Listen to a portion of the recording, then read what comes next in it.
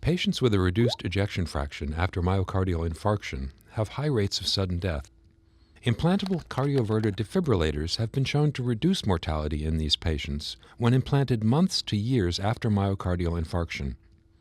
Current guidelines for primary prevention of sudden death with ICD implantation recommend waiting 40 days after an acute myocardial infarction and 90 days after revascularization.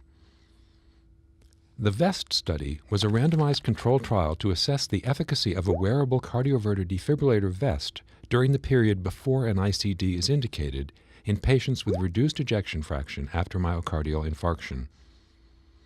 2,302 patients with an acute myocardial infarction and an ejection fraction of 35% or less were enrolled in the trial a median of 5 days after hospital admission and were randomly assigned 2-to-1 to receive a wearable cardioverter defibrillator plus guideline-directed therapy or guideline-directed therapy alone. The patients in the device group wore the vest a median of 18 hours per day. Mean follow-up was 84 days. Arrhythmic death, defined as sudden death or non-sudden death from ventricular arrhythmia at 90 days, occurred in 1.6% of the device group as compared with 2.4% of the usual care group. This difference was not statistically significant. 20 participants in the device group received at least one appropriate shock, and 9 received at least one inappropriate shock.